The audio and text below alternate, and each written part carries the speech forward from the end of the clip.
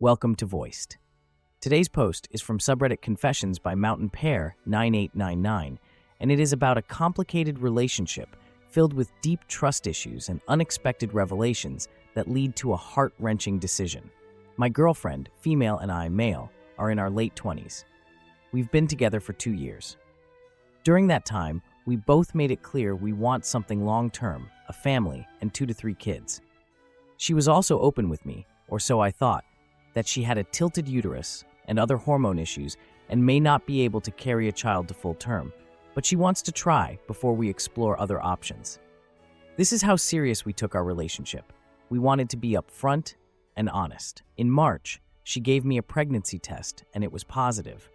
I was surprised since she said she was taking birth control, and she told me some really explicit and flattering things about how I got her pregnant anyway.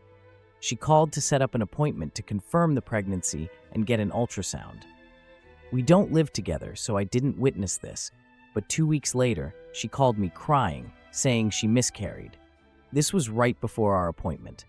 I wanted to take her to the hospital to get confirmation, but she was against it. I thought about it, and I think I'm ready to be a father and a husband. I plan to propose to her this Thanksgiving when we go see my family, and then break the news to her family over Christmas. We've talked about trying for another baby next year, so we have time to plan for it. She would get emotional and talk about baby fever every time we saw a diaper commercial, and I'd do dumb things like kiss her stomach and say hi to an imaginary baby in there. Over the summer, she talked about babies a lot more. She started asking me questions about whether I would leave her if she can't biologically carry children, or if she keeps having miscarriages.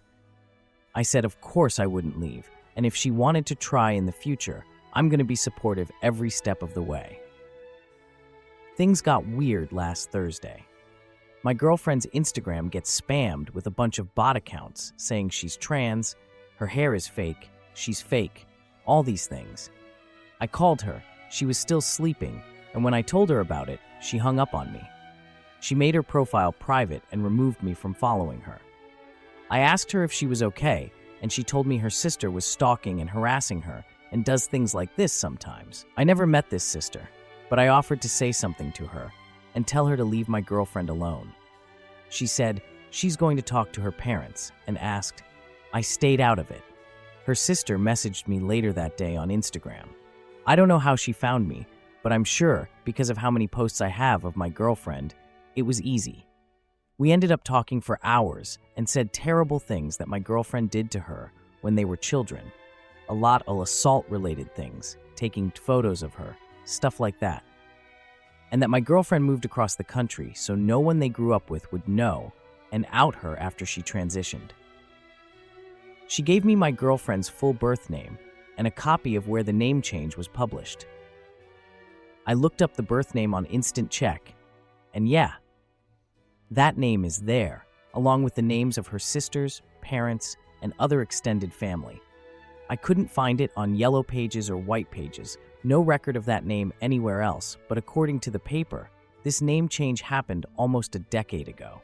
The rest of the time, she just ranted about my girlfriend doing things I could never imagine her doing. She is the most caring and giving person I've ever met. She's a mind reader.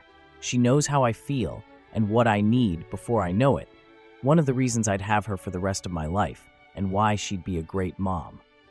My girlfriend didn't answer my calls that night, and she texted me that she needs some space. I said okay, told her I loved her and just want to talk. I woke up to a really long text from her where she said that she has complete PTSD-induced blackouts from her upbringing and transphobic father, and she has injuries to her head which gave her memory loss. She genuinely cannot remember her childhood, and she can't say she didn't or did do those things to her sister. But her sister is also a diagnosed schizophrenic with records of hospitalization and attempts at her own life. I didn't ask, but she shared plenty of stories of her childhood over the time we've been together. I'm not sure if they're real or made-up stories now. She explained she just wants a normal life. She said that to explain the situation to her friends, she would say that her sister is crazy and having an episode because quite a few of her friends saw it. I promised not to say anything, which is why I'm here. I can't hold it in anymore, and I have no story to tell my family when I break up with her. She admitted the baby and miscarriage never existed, and her therapist advised against her to do what she did to me. She said she was insecure. I'd leave her for being unable to carry a baby. I can't say how I would have acted back then, but she also never gave me that choice to decide for myself. I don't know who she is and what is real or not. The tears were so convincing. I held her, brought her painkillers, and warmed up her heating pads for her cramps after her miscarriage. I reassured her over and over whenever we saw baby things. She never said she couldn't have children. She always said due to hormonal issues and her uterus, she would have a hard time doing it. She isn't even from where she said she grew up. I don't know what about her was real. I decided I gave her 2 years of my life, and I don't know how much of those 2 years was her telling white lies to my face. Now, I'm going to be lying on her behalf, not just to our friends, but to my family, the people I love and have cared for me. I think that's the last I will ever do for her. She lied to me so convincingly, I never had a reason to question her. I've never thought she's cheating, hiding things, nothing. I even used to joke that she was a bad liar because she can't keep a straight face. I guess she can, and I can't get over how easy it was for her to lie to me. Tomorrow's Labor Day, and she is finally ready to talk to me in person. I wrote up some stuff I want to say to her, and I'll be packing up anything she's left in my apartment. I don't want to drag it out, and I don't want to default to comforting her when she cries. I just want to be done with all this. I've asked myself if she told me that she couldn't have kids at all, if this would be different. I probably would have wanted us to try IVF, and she would have still had to tell me that she can't. I've never dated someone who transitioned, so I also can't say how I would have reacted. But I don't look at her and see anyone but just her as she is. I can't get over the assault part, though. She didn't deny it at all, but she didn't confirm it either. I didn't give the details, but the sister described it in graphic detail.